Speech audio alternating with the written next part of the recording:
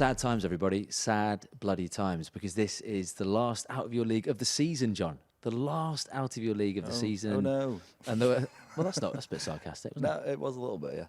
No, I'm upset. Have you enjoyed it, John? I'm upset. He's enjoyed. He's done about 3 I'm this season. genuinely upset. Are you? No, really upset. Honestly. Well, it might be the only work you've got next season, so just be careful. Hopefully. Can you guarantee you'll do the podcast next year? I just think you've all just got to take a nice off season. We'll have a good, let's have a good think. We've all moved in different directions. Let's not rush into things. How are you, by the way? Great, genuinely, how are you? Very good, yeah. Yeah? Very good, yeah. It's been a long time no see. Not really that long, has it? No, I've seen you on the telly. It's not been that long, Will. Seen you on the telly You lots. did one podcast in between. I've seen you on the telly. Betwixt last seeing me. Have you seen John on the telly, Mark? Yeah, I've seen him all the time. Yeah. Seen him in telly in person. Yeah, it's good, isn't it? Yeah, It's good, isn't it? It's good. It's good. Yeah. Anything else, Will? No, Is that's there it. anything That's else? it. That's it. I rarely feel like it finishes there, but we'll. No, actually, I'm not going to put you through that, but mainly because I've been warned by your legal team that we can't do that anymore. My legal team. So let's just crack on, shall we? Crack on with the show. We are. Where? How would you describe where we are? We are in the. You're actually looking down at my iPad to see if there's any nasty comments about you, but there's not. No, I Not this wasn't. week. I was more looking to get a gauge of what we're thrust talking of about, who the guest interview- is. yeah, what we're going to be talking about, and how Yeah. can I contribute? Well, where are we? We're in the bowels of Media City. We're in a Would you describe- multi-story car park. We are in a multi-story car park. We're next door to a cosmetic dentistry place in a multi-story car park in Salford. Things that you think you would never say. This here office used to be the dentist's Oh, is it surgery. in the It's used dentist? for the dentist, yeah. It's now a makeshift podcast studio. Do you have dental work done? What are you implying? Yeah. No, have you had dental work Yeah. done? Yeah. What sort of stuff? Just standard kind of every Fill-ins 6 and months. Yeah. Mark? Mark. They just fill-ins and that, yeah. Yeah. Yeah. Cool. Cool. No let's- veneers. let's- No veneers. No. No veneers. No. No veneers. No. Oh, yeah. Apart from all of my front teeth. Apart from that one when I snapped my tooth playing rugby. Right, this is We're nonsense. not making it about Yeah. me and my teeth. though. Yeah, but nothing's about you on this podcast. We should explain for those watching why we have the trophy next to us. And we've been allowed to keep hold of the trophy for an hour. And for those watching, we're joined by the one and only Mr. Danny McGuire. Legend. Danny, this Legend. nonsense just before we get to you there, but we can actually see Danny's fingerprints on it, going all the way back, Mark, to what was it, 2004? Yeah. Up until 2017. There's a lot of McGuire prints on it. 80 fingerprints on it, assuming he just touched it once with both hands every occasion that he won it. It's, I mean, that unbelievable, Danny. Hello, by the way, and thanks for coming down, mate. 8 times you won it in the 9 times you played it, the grand final. Incredible. And obviously, this is a good time to have you because we're building up to Leeds against Saints, and you're presenting the Harry Sunderland Trophy as well. Yeah, I think it's the ultimate occasion, the grand final, and I think it's, you know, when you play any sport or, you know, rugby league, the goal is to be involved in the big occasions on the biggest stages. And I was fortunate to play in a great team with some fantastic players, and like I say, I were able to put my hands on that amazing trophy a few times, and fantastic memories, great times, and it should be another great game this weekend between 2 good sides. Do you know what you don't realise? It's not just that Danny won it 8 times. It's actually your contribution in the games that you played there. One thing, I was asked to look up some of the greatest moments from grand finals and have a bit of a comment on them. And I didn't realise that you rarely watch games back, do you? I don't know if you're like me. You rarely watch grand finals back. Well, I watched some of the big grand finals that we played in, and Danny's contribution in those games was cruelly good. At the right times, came up with some amazing tries. I think 2008, picked up a drop ball, skipped back inside, score under the sticks, and the amount of times you were around all of the big moments. So it's not just you can win it 8 times, and there's players in who Danny. You can be a played passenger like me once, or you can be a big player. on played 8 halfback, different- Mark. I don't talk about that yet. But 2 Harry Sunderlands, 2 Harry Sunderland, yeah. how many tries? I think I've either scored 8 or not 8, I think. Yeah. Well, I asked Jamie Peacock this when he came on, but have you ever stuck all the rings on at the same time? Yeah, I have done, yeah. Have you? Yeah. Just walking Picture around of your it. house. Just to pick these a picture somewhere. Just naked But they're in, somewhere, just in the they're in a woods. safe somewhere now, so looking Walking after What's the around. weirdest thing you did with the? Did you get to sleep with the trophy? Did you do anything weird with it? I did take it home one time. Did you? I had no idea how it ended up back at my house, but it did. And the Challenge Cup one time ended up in my little lad's in my little lad's bedroom, and he was on a picture taken with it. So I think I must have stole it. Just a knock on the door with a man with white gloves. Gary Etherington ringing me up, telling me to bring it back. Has anybody seen the trophy? I think Danny was seen staggering off it. Danny's lad's got it. So look into your crystal ball. Who are you going to be giving that Harry Sunderland trophy to on the weekend? Oh, good question. There's some fantastic players on show, and I think I'll probably give you the boring answer here, but I think big games are, often won by your sort of pivotal players, your players that play in your 1, 6, 7 positions. I love watching Wellesby play. He's probably I actually like. He's got a little bit of arrogance behind him as well. I really like, not in a bad way, but he carries himself really confidently, and love watching him play. Obviously, Lomax is a quality player, and obviously we've got Robes still in there that's still pulling the strings at 45 years old or whatever he is. I'm sure he's older than me. He looks it anyway. He looks so old. And then you look at Leeds. Richie Myler's playing out of his skin this year. Obviously, it's disappointing that Caesar's not going to be able to play in the game, but got Austin, Lehman, Dwyer, people in them crucial positions, 9 times out of 10 probably come up with not always the case, but come up with the big players at the big time. So if I had to put my money on it, it'd be probably one of them that I mentioned just before. We'll do a little bit of build-up just to the grand final. Then obviously want to get stuck into your story, Danny, as well. And for those people who haven't kind of heard your early beginnings and growing up in Leeds and how you came into rugby league. Look, you've played in a grand final. You've played in a grand final. You've played in a grand final. I've been to grand final, so that's good, isn't it? So we've all been to a grand final. Yeah. Mark, you've been to 2 grand finals actually. Yeah, when you've been to 2, 1.5, but yeah. So when the fact that this is kind of perfectly set up, really, isn't it? That you've got the 11th time Leeds go into a grand final, tied with Saints on 8 wins each. So to go out in front, and obviously then to end the kind of Saints dominance as Leeds dominated back in the day when you played and all that. There's an amazing narrative, John. There is, I think it's a fascinating story, and not just out of the context of the season. Is St Helens have been the best team, haven't they, for the last 3 or 4 years, without doubt. Like they've been the best team. They've set the benchmark, and Leeds, their story this year. I always felt like this is something that Leeds did really well when we used to play them in grand finals. They always had a story. They built to something. It was always an emotional drive towards the culmination, the finish of the season. And I felt like they managed that a lot better than us, looking back. And I just feel like the story behind Leeds this year is emotive, isn't it? It's one of absolute car crash to watch at the start of the year. It was a joke at times to watch, and you were like, my God, like to get to where they are now. From if you went back 16 weeks ago to where they are now is just unrecognisable. And that is the interesting part, isn't it? We've got Leeds who have just come from nowhere, Rowan Smith turning it around, all positive and moving in the right direction. And then we've got Saints who've just set a benchmark that's been so high for so long. So the history of it, how many times they've played against each other, and all that's really fascinating. But for me, maybe one of the stories this year is Leeds and how it's turned around and the simplicity in which it's turned around. I don't think it's been a really complicated change. If anything, it's been a simplification of what they do. And they seem to be enjoying themselves. But it's amazingly set up, isn't it? Well, the fact that we've got a sort of Saints side, a Saints legend and a Leeds legend, and someone who played for Saints in there, two people in the middle. All right, I'll ask you this from a Leeds side of things. Would this make Saints the greatest of all time, winning 4 on the trot? It'd be hard to argue against that. I think I think what amazes me is obviously being part of a team that's been successful over a number of years. It's actually really, really hard to keep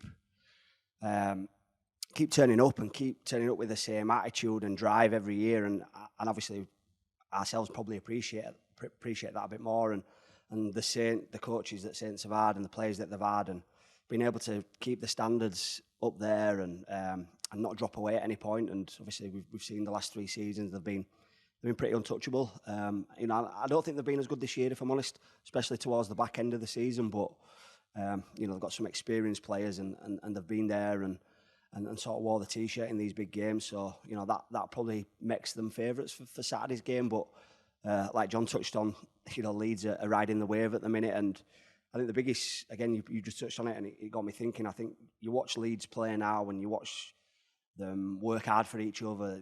They're just massive on the effort areas, and I think he's really, Ron Smith's really contributed hugely in that area, and they seem to be playing for each other and enjoying what they're doing. And sometimes we try and overcomplicate rugby league a little bit with structure and tactics and all sorts of other stuff. But it's a simple game, and it's just sometimes it's the team that's prepared to work that little bit harder that normally gets the job done. I think Leeds will be confident because I don't think they'll ever get Saints at a better time in terms of the form's been a bit scratched these last couple of months. Their injuries to key players, key personnel. They've probably not had many injuries in the last 3 or 4 years to the extent they've got now. So I think the way Leeds are playing, like you said, they were really good against Wigan in the semi-final.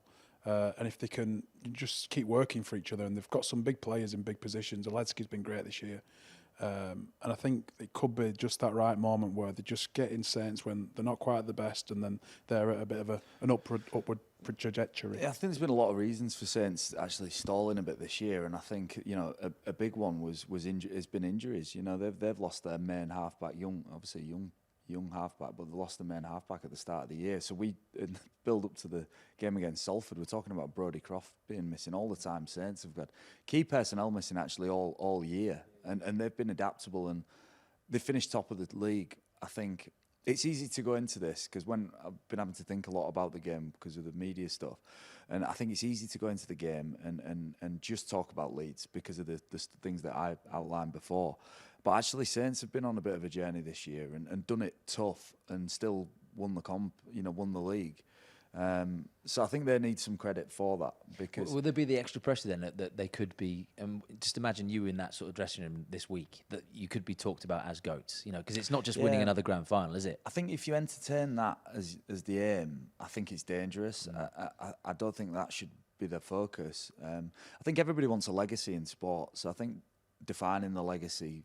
For somebody like James Roby, this is really important because it'll define a period of his career that he's going to be hugely successful. But how they actually play that emotional card this week, how they build up for this, how they paint the picture of why they need to be good at Old Trafford. So they will use that as part of the build-up. I'd be fascinated to be in that dressing room this week to hear the language that they use, how they're talking about preparing for the game. We had James on last week, Mark, and he didn't really shy away from the legacy factor side of things, did he? No, he didn't, and you can't really shy away from it because it's so obvious and it's so. They'll want to do it for him. Yeah, they want to create history, and I said this last year. There's always a narrative in a grand final. He can make it about Christian Wolff being his last game as coach, James Roby, one of the best players that the country's ever produced. But then on the other side, you've got Rowan Smith. What a turnaround he's done as a coach after a matter of months. So there's a narrative for both teams and both stories. I think it's about containing that excitement from Saints and what they can achieve, and just boiling it down to the process and just individual game plans and just keeping it so simple. Because if you if you make it bigger than the actual match, that's when you start falling down, I think. But in that, there's a trap for Saints, though, because I watched them play against Salford, and I felt like simple is what they do really well. Like, they will attack this game with, like, depth, strong carries, under the ruck. What's that, muscle memory, basically? They're like a sledgehammer, right? So they're just going to come out of a cannon at you repeatedly. And they did that to Salford, and I thought, right, Salford have broken here. They've broken them. But still, Saints only managed to score 19 points. And if it wasn't Johnny Lomax who kicked the ball really well, actually, they didn't create an awful lot of opportunities. And on the flip to that, I watched Leeds defend against Wigan. If you want to watch maybe one of the most outstanding defensive performances I've seen from an individual and a team, watch Jack Hardaker's defensive performance against Wigan at centre. Like, those sorts of efforts will go a long way to nullifying Saints. And my fear for Saints is he had a bit of incentive, didn't he, Zach? yeah. It's another narrative, another story, isn't it? He wasn't wanted by Wigan, and then he's looked like his career was on a downward spiral again, and then he gets a chance at Leeds, and then the way he's playing in semi-finals, he's right back in the mix to being the star. But I just think that could be the trap for Saints, is keeping it too simple and not playing and not scoring points.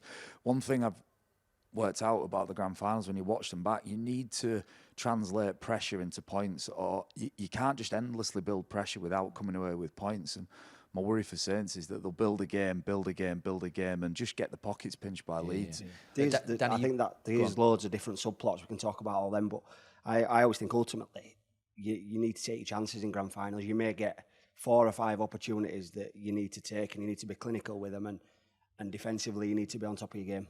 I think you get 4 or 5 chances offensively, you need to nail it, but you need to have that attitude that we're going to work hard defensively. And I think that combined with a really good kicking game, we can talk about all different things of outside the game, but ultimately there's like 4 or 5 things that you need to be really good at to get the job done. Oh, look, you guys have built up to these games so much. I shouldn't even ask you this question. I'll ask you, Jon. The fact that does psychology come into it? And I know you tried to keep all these external things at bay in the sort of weeks building up to the showpiece, as it were. But the fact that Saints have never beaten Leeds in a grand final in 5 appearances. Yeah, I mean, yeah. Look, I don't know. It's 4, isn't it? 4 wins out of 4. I think that would be in James Roby's mind, somewhere. Locked away, and I think you're just lying if you say that's not there. It'll be there somewhere deeply. But will the youngsters care or know about that? I don't think they will. No. I don't think they will. And I think younger people now are, that era. You're talking 2007, 8, 9, around that era is such a long time ago now.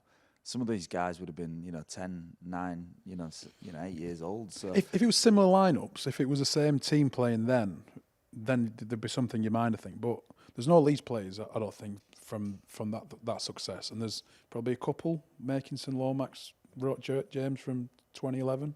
So it's a long time ago. But then there's the motivation for Christian, isn't it? Making history and putting an end to that kind of well, spell. I think the only way that you would experience that in the stadium is if Leeds start well, right, and it's going well for Leeds. And there's a lot of fans. A lot of the fans would have been through all of that for Saints. And the atmospheres from fans are tangible. In big games, you can sense frustration or you can sense like fear from fans when you're on the field. I know it's the weirdest thing is, you see it with teams all the time. You've seen it with Warrington this year.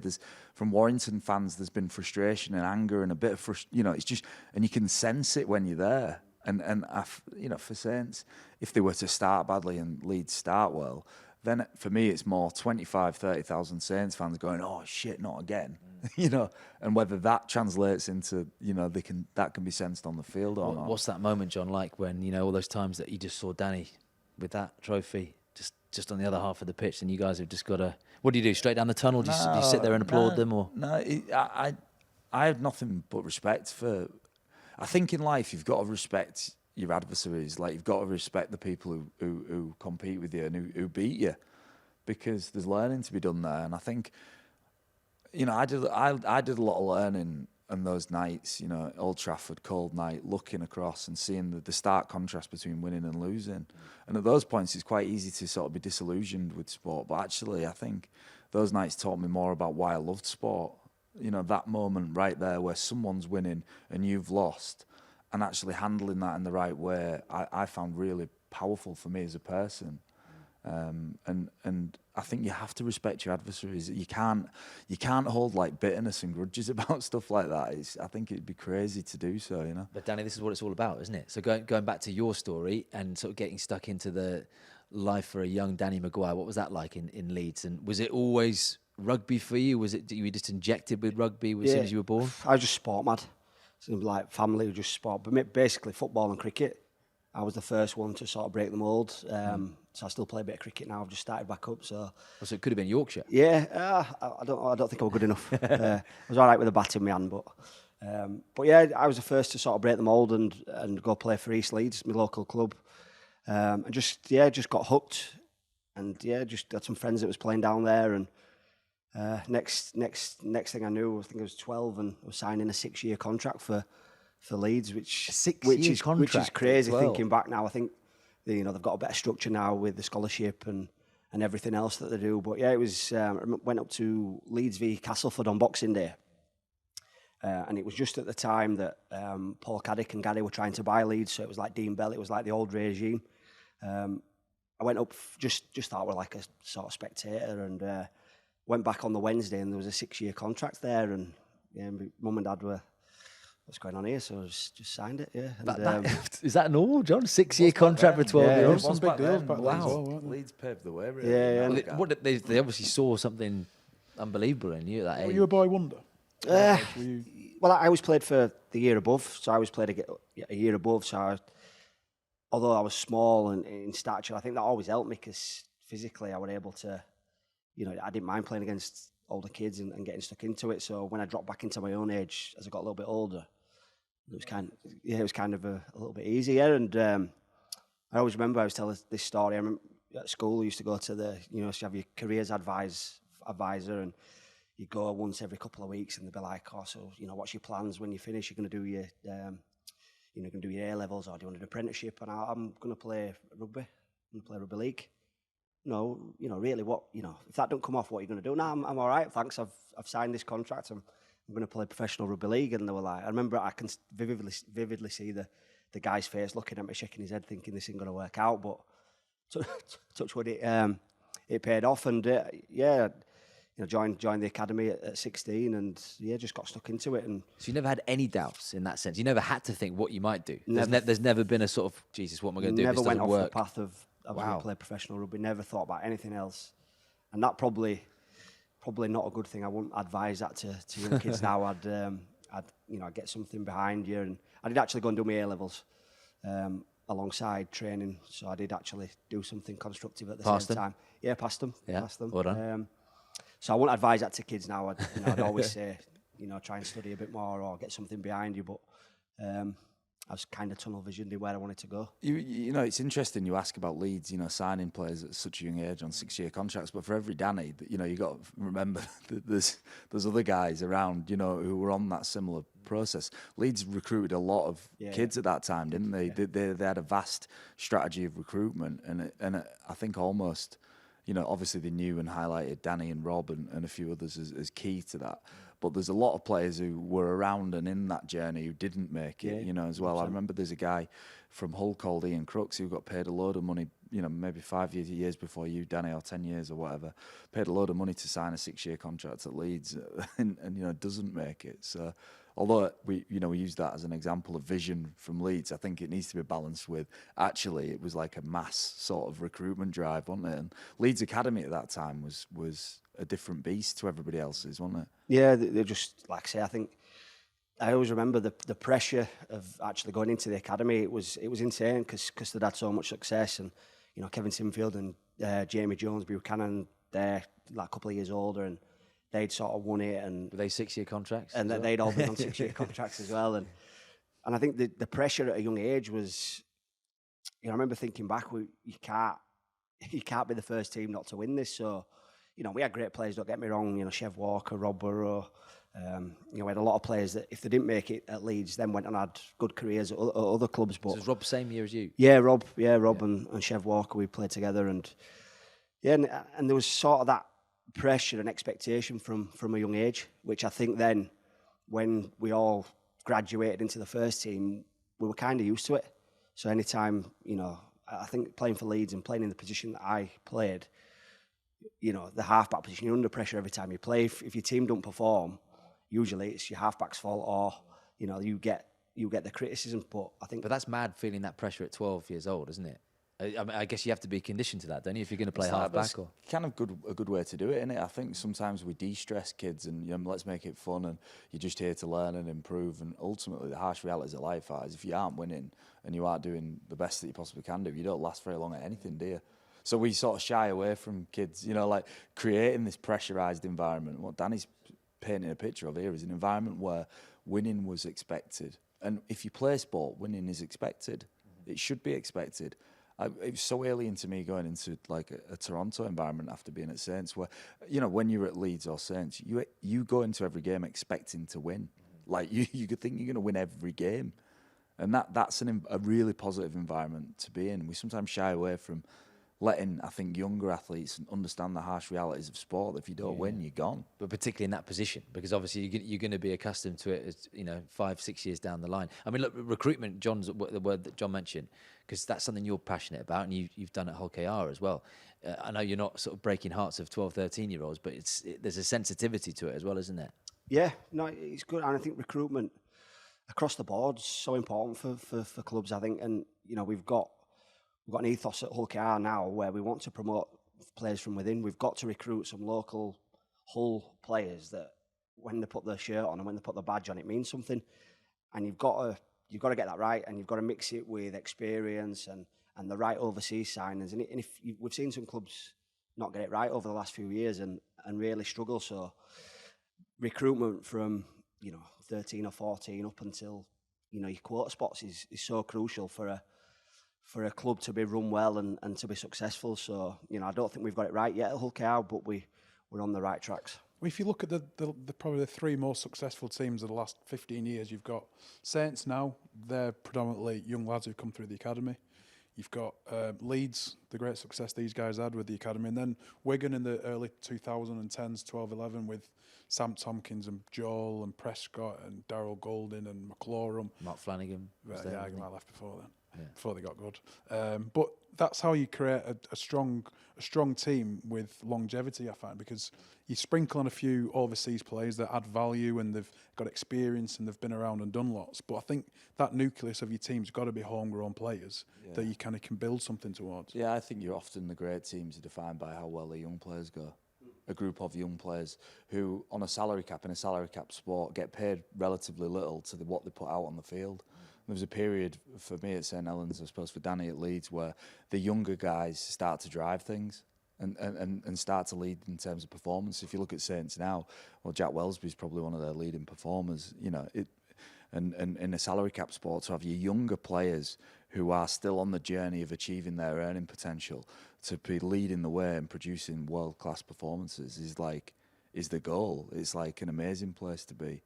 I think all the teams that have won anything have had a group of young guys who've just started to drive things themselves with good other players around. I saw an interview with Alex Ferguson years and years ago, and he said that he built his team around young British players, the best young British players, and he paid them well. And he said because what they do is they'll stick around. They're not bothered about playing for Real Madrid or Barcelona. The best club for them to play for is Man United. So they can build something with a bit more oomph than just rather than having a year or two of some Spaniard who goes off to Inter Milan or whatever. They're actually there for the long run. I think that's the same in rugby league in this country. They're there for the long haul, aren't they?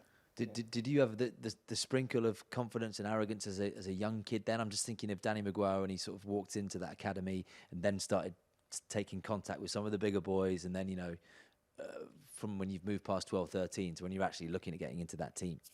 Yeah, I had a real rude awakening. My first year at academy, I was doing it alongside my A-levels, and I probably wasn't committing as much as I should. And we had a coach, he dropped from the first team to be like head of the academy, Dean Bell, legend, Wigan player, you know, really tough player.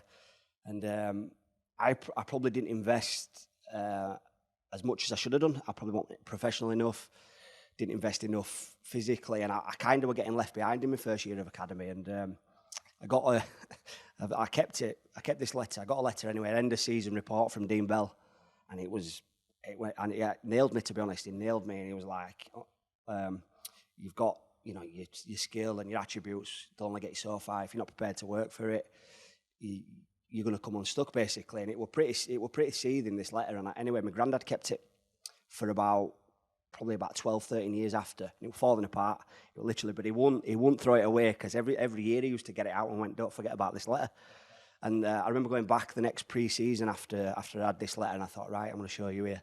And then from then on, you know, I just made sure that I tried my best. I tried to be first in the fitness, tried to be up the front in everything. And anytime we were competing, I was competing till I couldn't compete anymore. And my whole mindset and attitude from that one letter changed.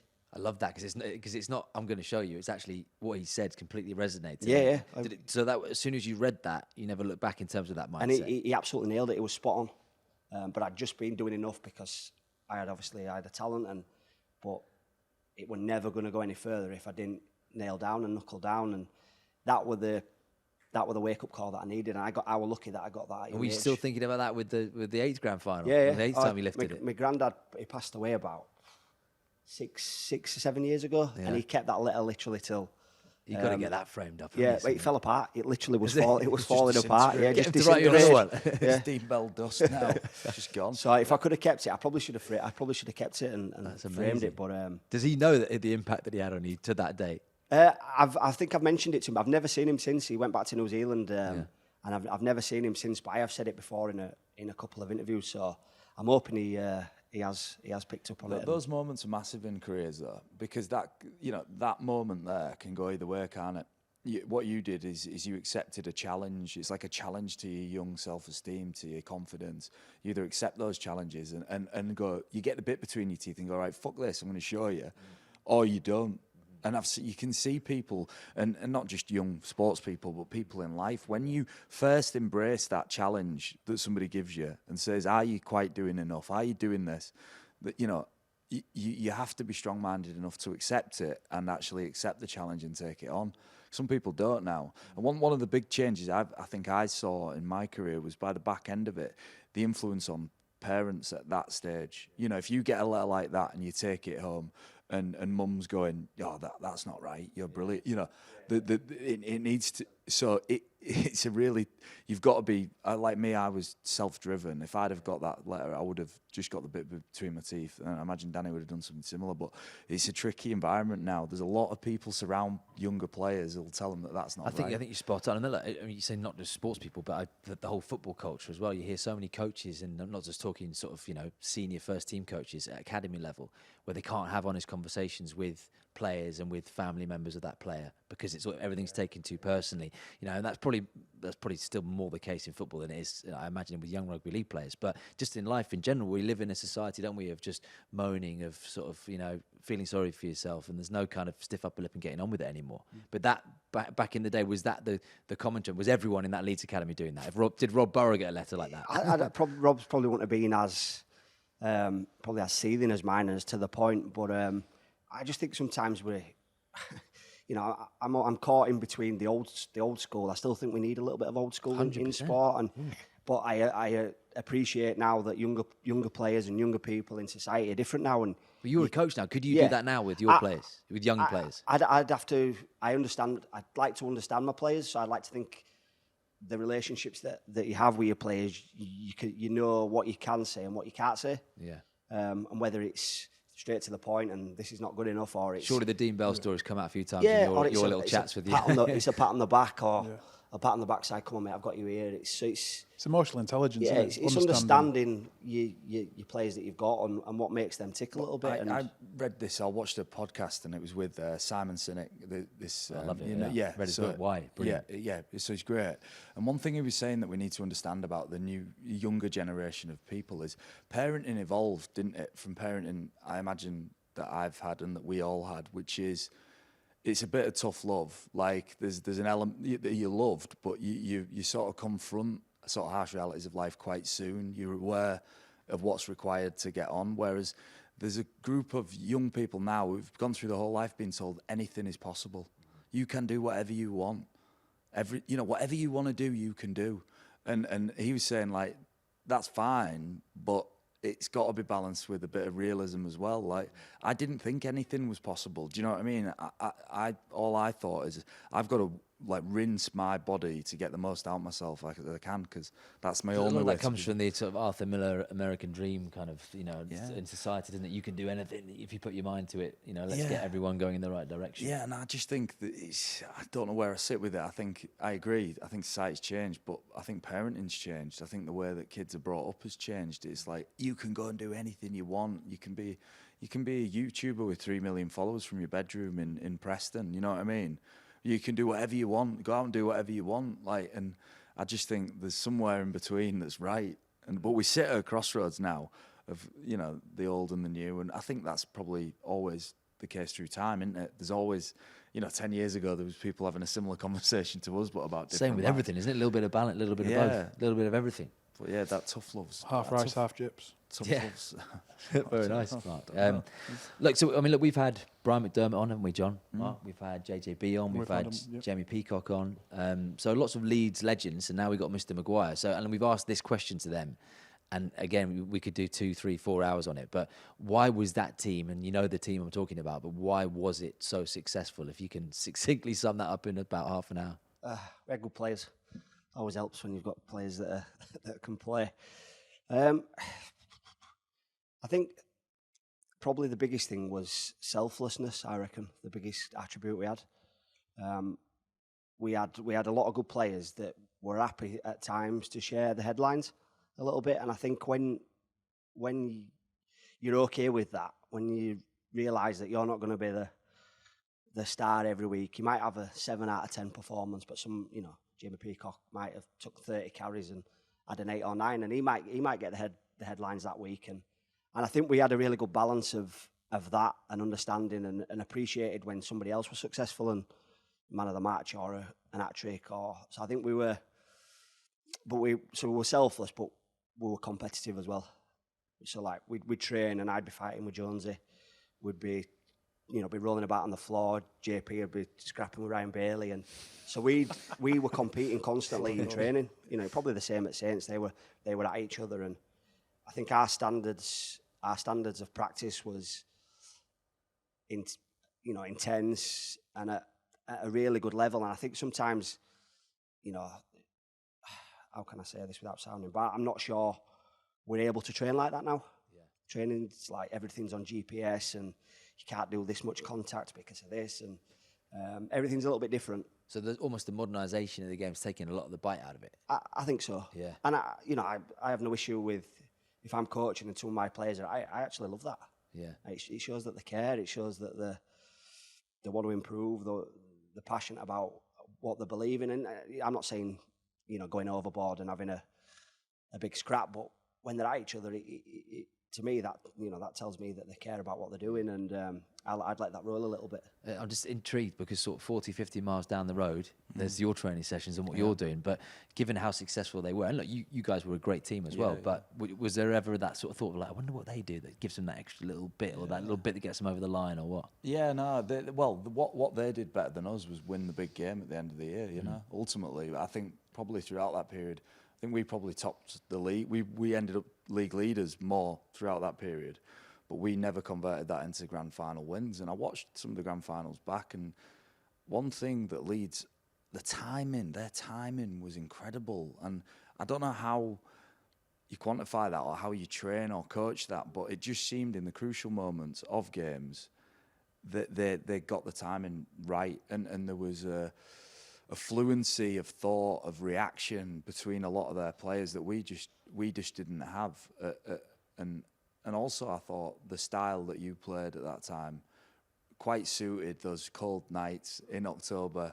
Like I watched some of these finals and we were trying to play like ridiculous, and we'd lose the ball and then you'd take 3 or 4 carries, boom, kick long, chase hard, defend like champions, wait for us to make a mistake, and then Danny had scored 2 or 3 tries. And then I kind of watched 2 grand finals and realised, hang on, that they did that every year. But everyone says about you, and I watched that. It was a lovely little interview you did with JJB a few years ago. And you're walking through the park where you used to do those grueling runs up the hill with Tony. And the one thing he said about you, I think Jamie Peacock said the same about you, Rob said it when we had him on, is that you were a big game player. Not everyone's a big game player. So where does that come from in you? Bit of ego, I suppose. Is it? Bit of ego. I think, in a good way. I think I enjoyed the big occasions. I felt like when the bigger the game, the more excited and the more I bounce. If that makes sense. No disrespect, but if we're playing Salford away on a Friday, I'd still turn up and do my job, and I'd still be there, and I'd still enjoy what I was doing. But when it was Saints or Wigan or Bradford in the early part, that's when ears would prick up a little bit, and I think the big games kind of probably suited the way I played as well. I was very able to take opportunities and good reactions and that type of thing. So I think I was always instinctive, yeah, and able to react a little bit quicker than other people, and like I say, in finals and big games, you may only get 2 or 3 opportunities to put one on your opponent's chin, and if you don't take it, you end up losing. And luckily 9 times out of 10, I were always in the right place. 8 times out of 9. Yeah, 8 times out of 9. It's amazing though when you watch big games back. Is we in rugby we spend all week, we practice sort of structure, or we practice, I don't know, specific sort of set plays, or we practice shapes or moving the ball in a certain way. And when you watch grand final tries back, it is mind-blowing how few come through anything of the sort. It'll be ball on the ground, someone picks it up, Danny skips back to the inside of the line, scores a try. Lee Smith hacks a 40-20 out of nowhere. Then somebody offloads the ball, it's on the deck. Rob's try in 2011. Yeah, ducks under a marker. Yeah. It's like unstructured stuff that you can't train to defend against. And I think sometimes we fall into a trap, and sometimes I get bored at games when I watch a game and why you like watching Jack Wellsby is the same reason I like watching Jack Wellsby, because he falls out of all this structure and just starts running around. And I'm like, when you're doing that, I'm like, I don't know what's going to happen as a viewer. So I think in sport we want to be entertained not by predictability, but by these people who can, like Danny always did throughout his career, is impromptu pieces of brilliance. Because in big games, nobody's ever done it, but I reckon if you broke it down, how many tries are scored just through that reaction and well, that's a good time to ask you about Rob's try, because I mean, and you're really good mates with him, and it is one of the greatest grand final tries, if not the, isn't it? The 2011 against Saints. Yeah. Where were you on the pitch? What were you thinking when he got that ball, and the sort of your reaction to it with what he did that night? It's actually really interesting that, because I room with him, and he was having a really tough time because he'd obviously been dropped to the bench, and his relationship with Brian at the time wasn't great, and obviously I was playing in his position. Kev was playing the other half back, and so I was trying to smooth things over and saying, you'll be fine, and trying to keep the connection between Rob and the coach a little bit, and you'll come on and you'll win game for us type of thing. And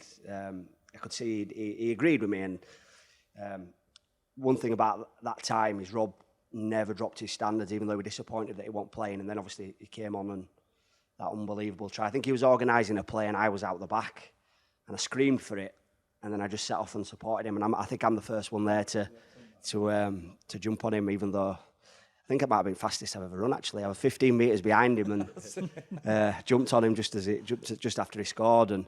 But I think that's the magic and the impromptu stuff that especially Rob was capable. That must open up so many emotions watching that for so many reasons. Yeah, watch that try back. It's special, really, really, really special moment. And I think you probably got little moments in all the games. You forget half of the things that have gone on, and you think back, somebody will say to you about 2015, and that's probably the end with Jamie Peacock, because it was his last game, and Kev leaving, and just them three being, Kylie Luluai leaving, just them three hugging and us trying to get on top of them. That's my lasting memory from that game, and no matter whatever else went on in the game. You talked about selflessness earlier on. What about accountability? How big was that for that Leeds setup? Yeah. I think I don't want to sound disrespectful to any of the coaches that we had, but we kind of run that ourselves as players. The standards and what we did away from the game. I'm not saying we were perfect. We like to celebrate. We like to be here. We like to celebrate, but we had a really good culture, and anybody that didn't sort of fit into the club and did the right things often, was out, or weren't taken in by the group, and we sort of try to word this right. It was ran by the pack then, was it? Ran by the players, really. Yeah. And I think Brian Mack was unbelievable at managing everything. He probably don't get the credit he deserves, but he was great at overseeing everything and making sure everything was running smooth. Whereas, like, when you've got a good team and a successful team, a lot of your culture and your day-to-day stuff's run by the players. It's so much more powerful when the players run that and set the standards rather than a coach. Because I think as a young player coming through and being told something by the head coach, it's like being told off by the teacher, innit? You can kind of back chat or whatever, but if a Sinfield, a Peacock or yourself says something, you've got nowhere to hide, and you've got to really respond to that. But one thing I look back on from that Leeds period, I watched the documentary, can't remember the name, from 15 when you won the treble. And one thing I remember is all the players used to reward effort. So Brett Delaney was a solid player, but he worked his balls off for the lads, didn't he? Yeah. And the amount of times the main players referenced his attitude on the field and what he'd do for the rest of the players, he got more plaudits than anybody else, and it was all about rewarding effort. And having played against you and seeing you on the telly and the way you played, I think that recognition for just effort was what probably set you that little bit apart.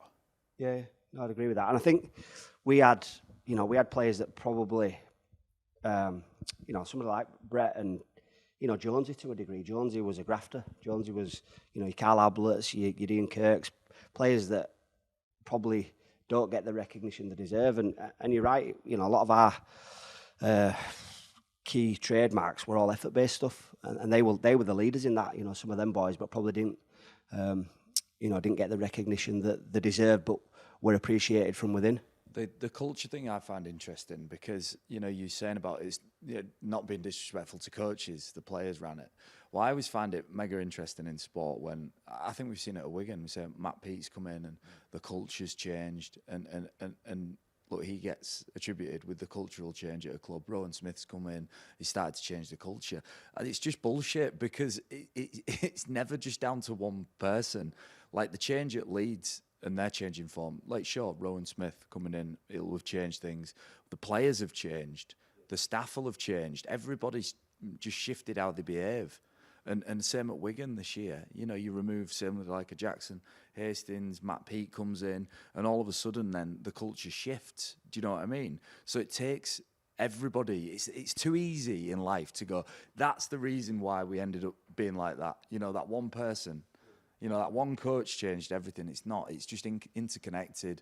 Players have to own it. Coaches own it. Fans are part of it. You know, the staff are part of it. So the culture of your club is just... We often look for one person to completely change it all, but realistically, everyone's involved, you know. But what was so impressive then is, you know, I get that, and you guys have all captained teams, but so if you own accountability, there's one thing doing that for a season or 2 seasons as a captain, to do it as long as you guys were successful for, you know, maintaining standards, sustaining that level.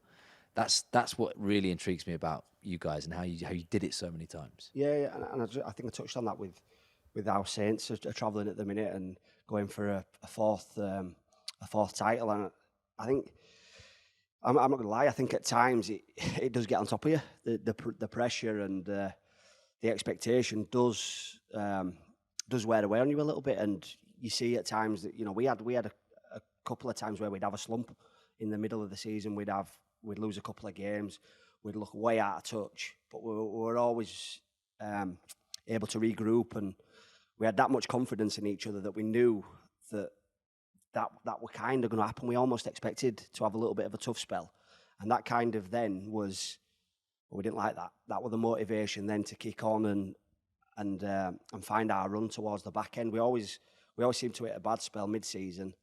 We'd get over it and we'd finish strong. And we had a formula that worked. I'd probably say we didn't train the hardest, but we probably trained the smartest. We had a formula that worked for us. Did that become more pronounced, Danny? You know that the Leeds like dip in form. What I'm trying to get to is the point where you go down to 16, 17 and you're like bottom of the league, then you win it. You know what I mean? And then you're bottom of the league. Did that sort of, those dips become more extended, you know, the longer towards the back end? I think they probably did towards the back end of my time, especially in 16. That was a tough year, and that was a tough one to get over. But I think we had some subplots in 17. I was leaving, Rob was retiring, which galvanised us. And, you know, Cass were the best team through 17 without a doubt. No, you know, there's no getting away from that. But we were able to find a way. That muscle memory, done it. To get the job done, yeah. And we'd been there. We knew how to play in that game. And I kind of knew that Cass's style of play didn't suit. 26 hours they made. A soggy night in Manchester in a start of October. You've got to appreciate the finer things. And I were good friends with Luke Gale, and the way they were planning on playing, I was quietly confident because I knew that wasn't going to get the job done. Do you know the game plan? I didn't know the game plan to a degree, but what's your tip sheet this week? Yeah, I knew that, you know, Cass's style. You know how they're going to come. They were embedded. How they played that year, were embedded, and obviously they lost Zach at the back end, which was another big factor for us. But we just found a formula. We found a few formulas, really. We were able to, like I say, I'd say we probably middle of how hard we trained. I'd speak to some of the other players playing at other clubs, and they'd be getting absolutely flogged. We'd be finishing at dinner time, and, you know, our conditioner, Jason Davidson, who were with us for a number of years. You know, I'm not going to sound bad here, but he wasn't the most technical conditioner, but he understood the players. He knew when he needed to pull the brakes on. He knew when we needed a bit more recovery. He knew when to go at us. And he was a massive part of, you know, our success without probably getting the plaudits. It's a bit like, some of them effort-based players. They're the best coach. I mean, you described Justin Holbrook like that, haven't you? Just knowing when to push the right buttons. Yeah. You just the balance of knowing when to push and when to pull is like a skill, because I think naive coaches will push too much maybe, and then there's coaches who maybe at the back end are a bit more tired about things and they look to pull. And they go, right, I'm not, let's get home, lads. And there's somewhere in between, and there's a balance to be had. Yeah. We speak a lot about balance, Will, don't we? But that I think in a season, you've got an amount of energy you can contribute, emotional and physical energy, towards getting the job done. And allocating that smartly at the right times of year is sometimes as important as anything, We've seen it so many times, haven't we? Teams have started off the season like a house on fire. I remember Huddersfield a few times were brilliant and they died. I remember at Salford, we finished in the top 8, lost every game by about 40. Hull have done it a few times, FC.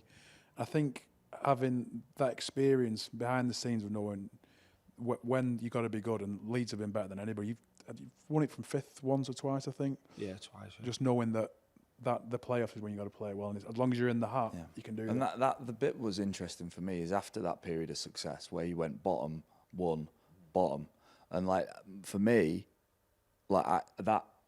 because I mean at Saints, when we were bad, we were like we dipped a little bit. We were finished 3rd or 4th. I think we finished 4th and maybe 5th.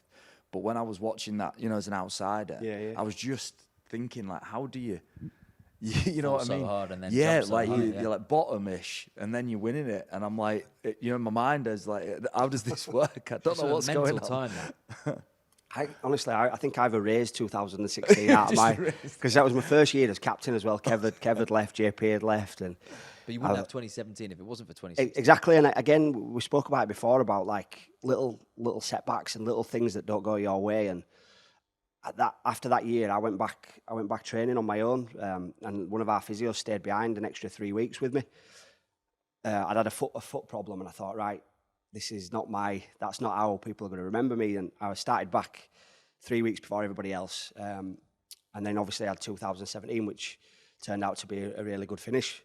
And I remember thinking 16, like, couldn't have gone any worse.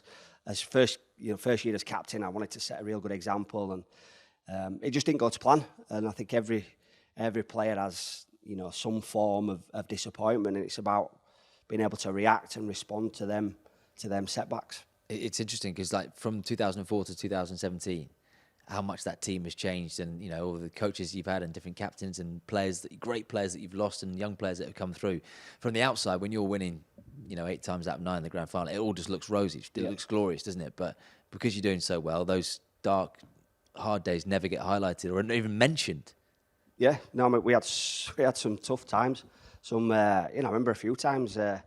Famous Gary Edrington coming in and the worst performance in the club's history, and then we went on to win the grand final about 6 weeks later.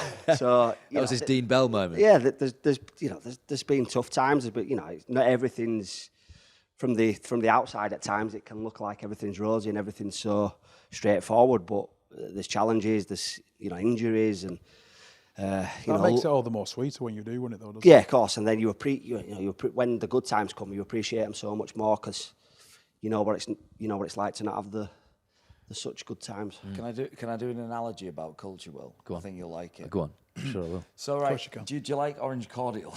No, I used to when I was about 7. Do you like orange cordial? Robinsons. Yeah, when I was really young. Brand. Just an orange cordial. Unless Robinsons are sponsoring the podcast. I think culture's like cordial, Will. Right. Right, stick with me. Okay. Right. So, the cordial itself is like the good stuff, right? And as time goes, teams change, and you get diluted a little bit, and eventually there has to be enough cordial left in that bottle for it still to taste like orange, doesn't it? And I think at great clubs, you retain a critical mass of that cordial. It's still a strong cordial. Do you know what I mean? It doesn't get watered down. It doesn't get watered down as much. And I think one of the big challenges, like when you said in 15, 3 of your big guys left, well, that tank might have been depleted right down just for a year. And what's important is you've just got to keep enough of that in the bottle to then keep replenishing, because the young guys then take it on and they become stronger and stronger and stronger. But once you dilute it down and it's gone, you get in a situation like maybe like a Man United are, where what they're talking about is the shirt, but the bottle's empty. There's none of the juice that was in the class of 92s left. It's gone.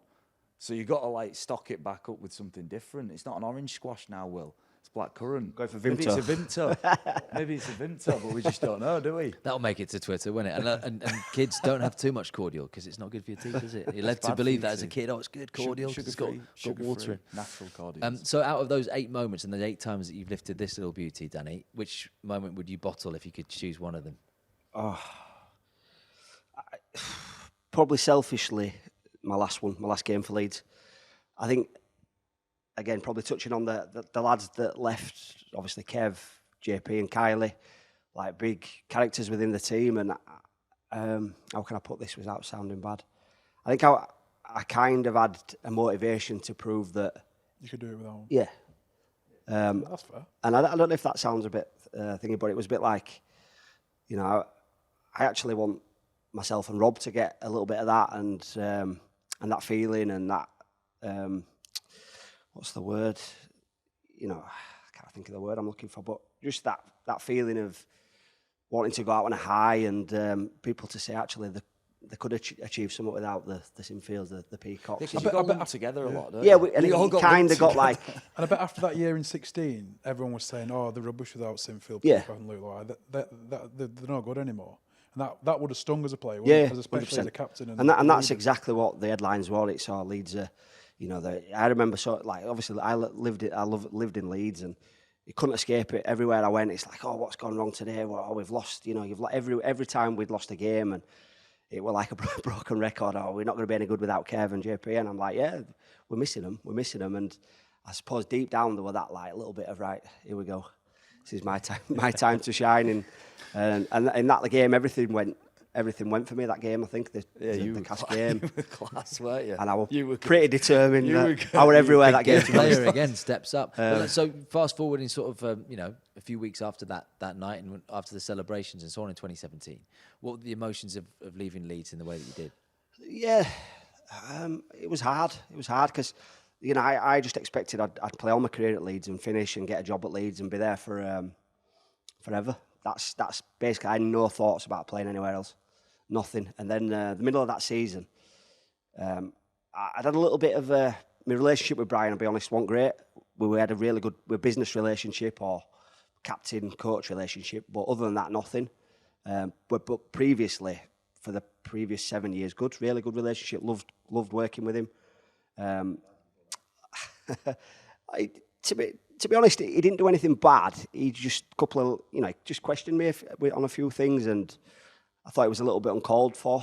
But again, that just gave me a little bit more motivation to show. I'll show you as well. That were another person that I was trying to prove wrong. And and Leeds, Leeds didn't come forward with a contract. I knew I wanted to keep playing. I knew that still had a bit more to give, and you're a long time retired in our sport, and I knew that I had a couple more years in me. And then when the first meeting that I had with Gary, and he said that there were no contract there, I was gone straight away after that.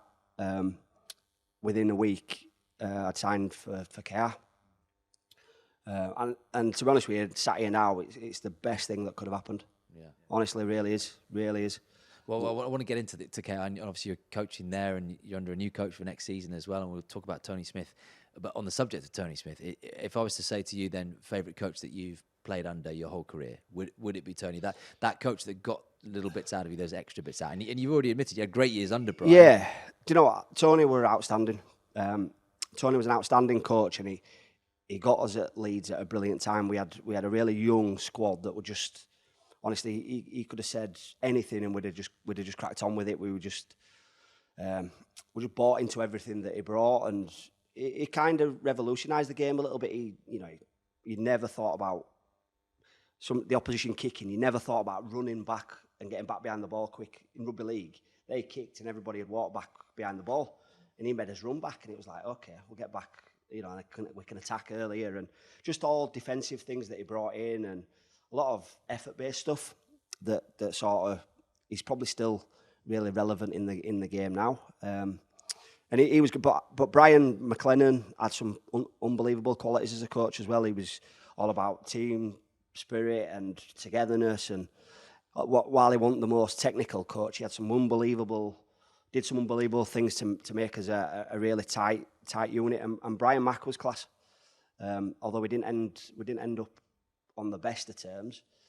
Loved my time working with him previous. Danny, what you've done there is you've named every coach that you. Yeah, no, and that's why we need someone at the top of the podium. Yeah. That's what we do in the media, isn't it? Tony a bit at the top, just because of what he did for us as young players, and what he taught us, and brought a lot of the culture stuff into the club. So it's Tony a bit at the top, but not Brian, and both Brians won't be too far behind. Yeah. And how weird's that then going working with Tony?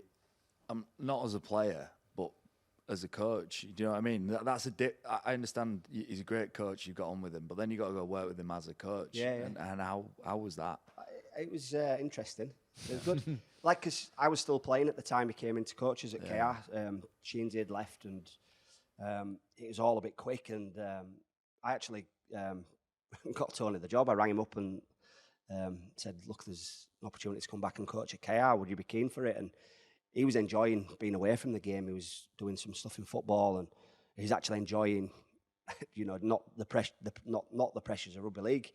But I ended up persuading him to come back, and obviously played the rest of that season. And then before he came to the club, I'd already agreed to do a recruitment role at the club at KR. I was staying on to do some recruitment, some coaching with the scholarship and academy.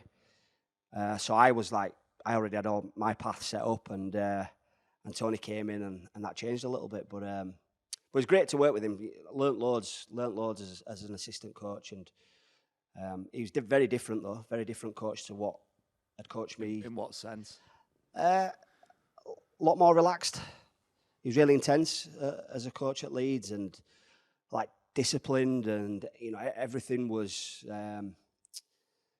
everything was just, you couldn't get away with anything. If you thought you were at the end of the screen in video review and you were walking, or you weren't doing what you were supposed to be doing, 9 times out of 10 now you probably get away with that. But when coaches mellow, do they lose the sparkle? Try to catch me out here. No, I'm just thinking, as Wayne Bennett mellowed, do you lose your sort of what the mojo that made you what the you push are? and the pull thing? Yeah, what you're saying, changing with the times a little bit. And I think when you're young, the temptation as a coach is to push, and I think as you get older, you just want to pull back, and that's why I asked about you and Tony, because you were at different stages of your coaching career, aren't you? At the same time, and I think I've found that in my short spell as head coach now.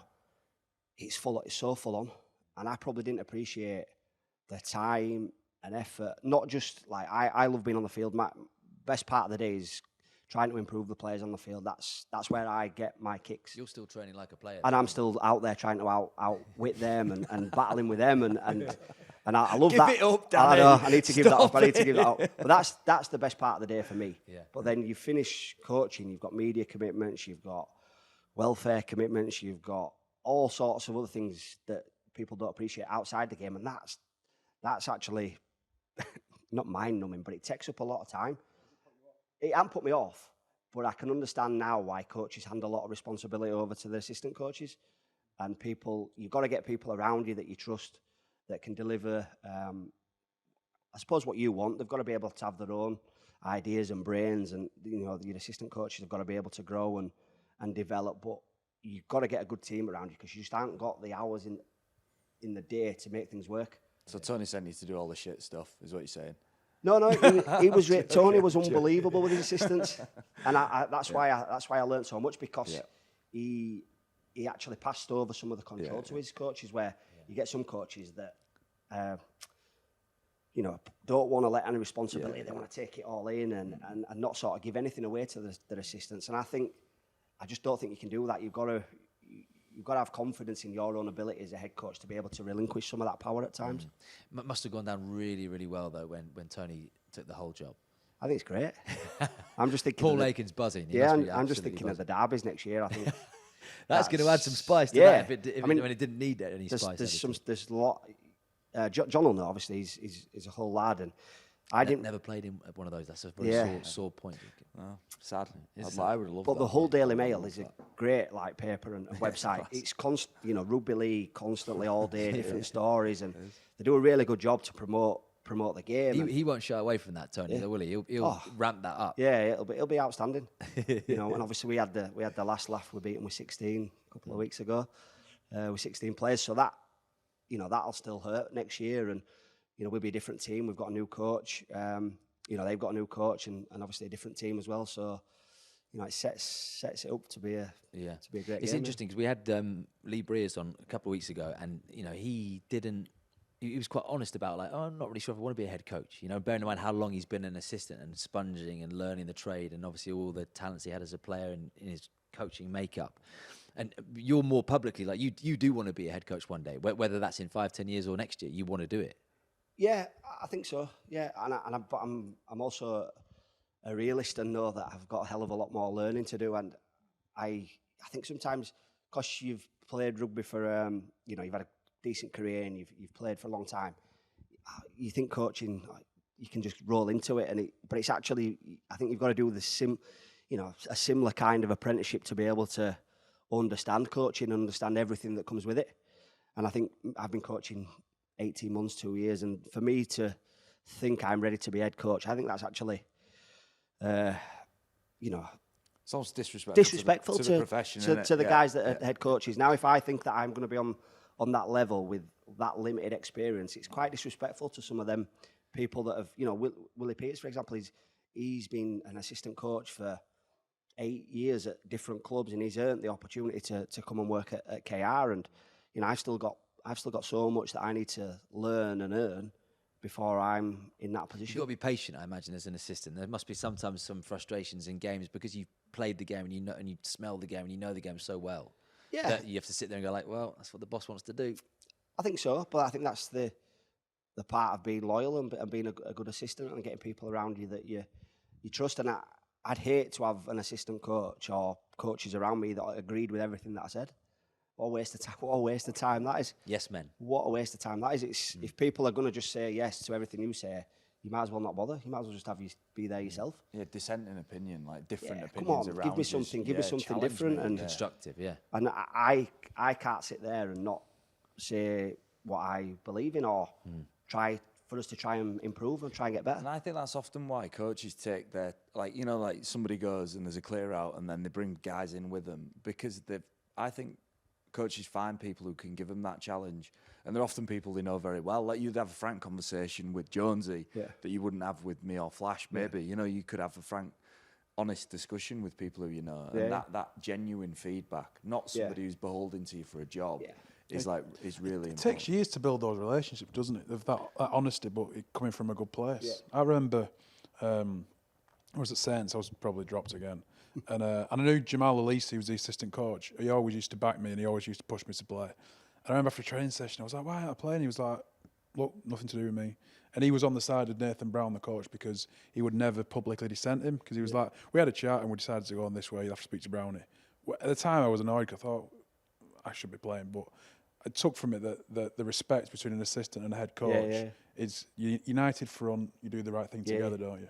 And he might not have agreed. But like you say, I've had conversations with Tony where we'd have differing views on players, and you chat to the other coaches, and you know, the head coach ultimately makes that decision. And one of the players that ain't playing might come up and speak to me, and I'd look, it's just the way we're going this week, and you've got to try and stick tight as a unit, as well as you know, the same you do as a team.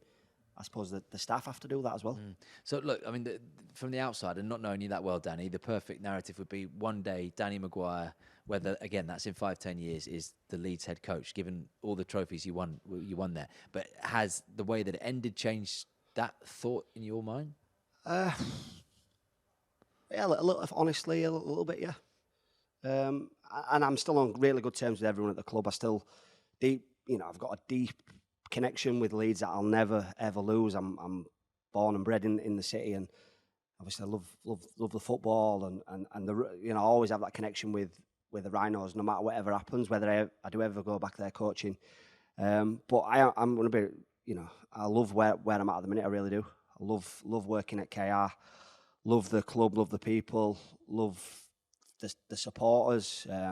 Really loyal and back the team, and you know, it's a really good place to work. So At the minute, I can't see myself doing anything different. I'm really, really content in what I'm doing. So when you're just saying that then about the time, at Leeds where you sort of have that conversation, you're not getting a contract, like that it just took me back like to a moment in my career where I was going to I was playing my final year at St Helens, and I was just going to finish at St Helens, and having a conversation and then being told, the contracts that we'd offer you is not there anymore. We've given it to Joseph Paulo instead.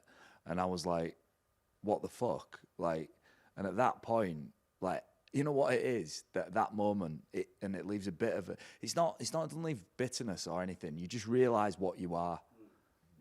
You realise at that moment what you have been and what you are. As I am doing a job of work, and if they believe I can't do that job of work, that you're gone, or they're going to go a different direction. And in your mind, it's quite hard to deal with that. And that point is like, it's gut wrenching for people, where you think, right, this is me. I'm done. I'm invested completely in this. For someone to say, actually, there's not a contract for you. Well, loyalty's a one-way street in sport, isn't it? Yeah. I think it's players to clubs, and I think the other way around. It's quite rare that it's reciprocated. And I think from the outside, it's perceived like there is a two-way street with loyalty, but I think we've probably all experienced the fact that you are a commodity, and it's not. The emotional attachment probably isn't there from the club to the player as the other way around. It's just that moment, you know what I mean? Yeah. And you're like, and it's surprising, you said how quick he sorted something else. Yeah. I look back, like, I did the same thing. It was like 3 days, 4 days, done. I think there's an anger element to that as well. Yeah, for sure. I was like, angry, I was angry. They didn't actually, there's nothing here for you. I'll show you. I'll get some within a couple of days, which you did, and Mate, I did which you did, and which I did, and I think we all realise we're part of a But it's of a almost like business. you've been sort of sent to the Yeah. adoption agency, isn't it? There's a sort of quite mixed. Well, it's quite mixed. Who wants this child? Well, you have been a child of Leeds, haven't you? And then suddenly it's like you're not wanted one day. Yeah, I was talking to Flash before about like when I left, and although at the time it was really heavy heart, but I didn't see anything other than Leeds. Everything was Leeds. We do it this way. We do it that way. This is how we do it. This is the way to do it. And then seeing somewhere else, wow! It was like I had 3D goggles on. It was like, and at KR at the time, I didn't have anywhere to sit on my first day. I didn't have a locker, so I stood up in the corner. Imagine how awkward Danny so I'm just like that. Changing and like the facilities weren't the best. We'd have everything done for us at Leeds. Everything laid on a plate, and I thought, yes, this is good. That's a rude awakening, that, isn't it? We have to work for this. We have to. This is a good challenge, and that was like, as soon as that started to happen, I thought, the games were tough. Like, don't get me wrong, we didn't win many games in that first year, but I loved it. It was a different style of play, working with different players, a coach that played attack and didn't really do much defence. So it suited me a little bit. Scrum players, and I thought, this is ace. Loved it. Your challenge is that you've been in such a strong environment for so long, but your weakness would be that you hadn't seen enough of other things. Yeah. And to be a rounded coach. That's part of the journey. Isn't it? All the players that you played with, and you must think about all those sort of glory days more now that you've hung up your boots. Who'd be that one player that you would take to the desert island with you? Not because they'd be good on a desert island and knocking down coconuts from trees, but just that you'd want to spend time with like that. Not just like he was incredibly good at building bonfires. Yeah. Oh, you know what? Build a boat. Can build a raft if you give him 3 Tom barrels Cruise and some twine. from Tom Hanks from Castaway. Tom Cruise. Different take film, both. isn't it? Take them That's both. Cocktail. Actually, Tom Cruise. That's Cocktail. Oh, that's a great film. Yeah. But who'd it be? Who'd you go for? I don't know who I want to be stranded on a desert island with. Don't forget the desert island. Just that one the one player. player that I think there's a couple of categories. I think for a player to be able to raise players' standards around him, I've never seen anybody do it like Jamie Peacock. He'd be good on a desert island, to be fair. He probably would. He'd It's like catching fish. He'd be catching. His Yeah, he'd be teeth. fine. He'd be like that, like a seal coming out with just a shark in his Grizzly in the river. That's it. Yeah, send him off hunting. But just like the way what he demanded of the players around him, and he never said or did anything that he wasn't going to do himself. He'd always take the tough carry, and skill wise, probably in the bottom 10 of players that I've ever played with. But mental toughness. It's the military background, the military man. Mental toughness, just like off the charts, really. Just to be able to turn up and put his body through what he did and still do it week in, week out with that consistency was sensational. And then like you look at players like, you know, Rob, Kev, Brent Webb, Danny McGuire, like skill-wise, like sensational, and it's like almost combining that mental mindset of things with the attributes of a few different players as well. You'd be a great politician when you just named the coaches, named all the coaches. Yeah, I'd take them all. There's only space for one. Is it Peacock? Yeah, I'd have JP. I'd have to put him in there. JP would go. Because he'd look after me as well. And I sat next to him in changing room. So Be a good spooner, wouldn't he, JP? I don't know. Good snuggle. I'm not sure about nothing worse than seeing a big tattooed arm just creep over your shoulder, just through a banana leaf, just like that. Right, John. I'm like that. Do you find that? I mean, I always like this sort of image of you know, when you're in the nursing home in, you know, hopefully not 10 years, 20 years, but, you know, 40 years' time, Danny, and you're rocking back and forward with all your mates. You're all there together, JJB, you know. The sort of, about this. Just a rugby league nursing home. Hey, Dave would take that, wouldn't they? Channel 5. That'll be on telly somewhere. If you don't put it out, Channel 5 will. I'll be like the Rick Edwards, sort of made in Chelsea. I'll just come in and say something. But no, but I mean, I'm getting to the point that, you know, you've hung up your boots now. So for all these years, you haven't been able to reminisce. You know, you look at this trophy and you probably look at it quite coldly, just like, yeah, been there, done it. Next game, whatever. Now there is no next game. I know there is coaching wise, but can you look back with more emotion? Yeah, I think so. I mean, I think I said it as a coach when we won our last game in the derby the other day, and the celebrations after, you cannot replicate that feeling. Even as a coach, it doesn't stimulate me the same as it did when I played. When you're able to tap your mate outside here and know that you've both invested that much and you've got the job done, that you can't replicate that feeling. And I think a lot of players, that's what you struggle with when you finish playing. And you know, you reminisce and you talk about all the good times, but you do miss it.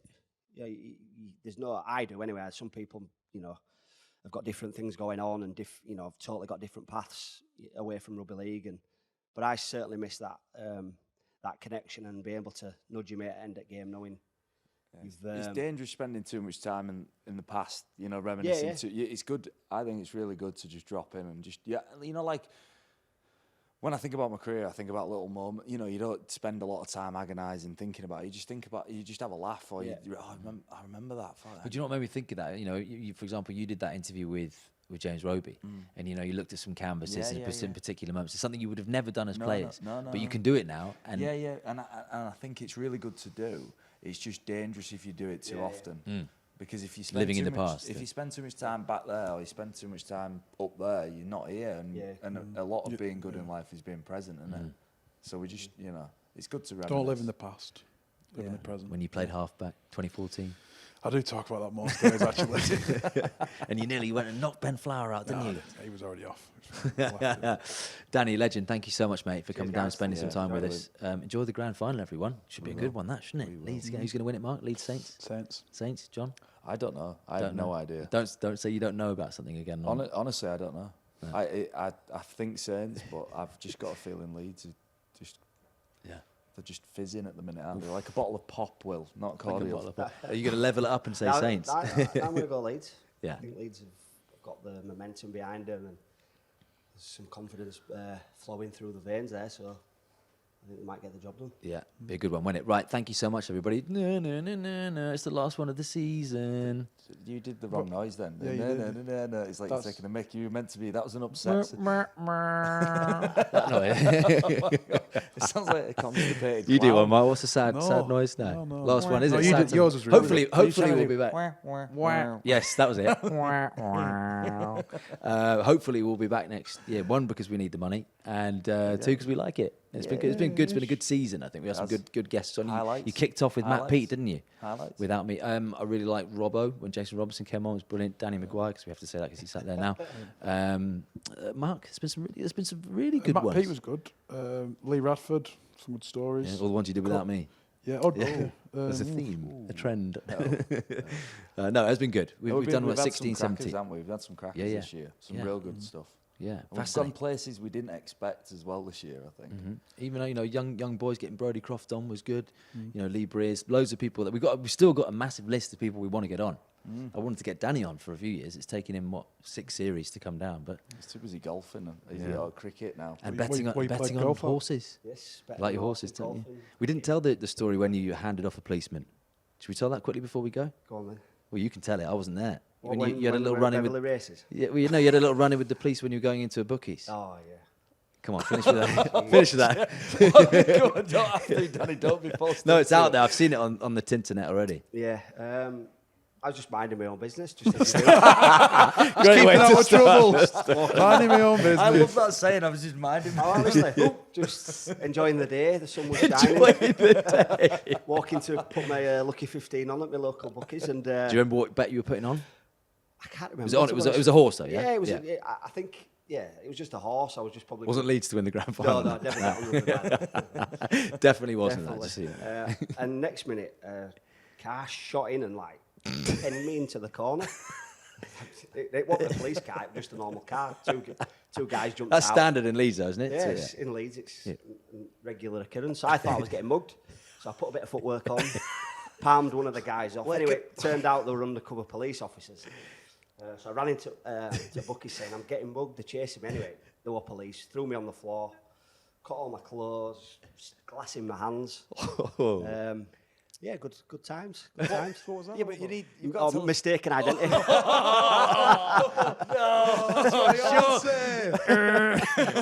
Mistaken identity. You looked like a kid that we're trying to find. I'm like, a lot of kids that look like me around this area. Oh, good way to end. Look, enjoy the grand final, enjoy the off season. Hopefully, we'll all see you in a couple of months, and see you in when? Next year. Next year. Bye bye.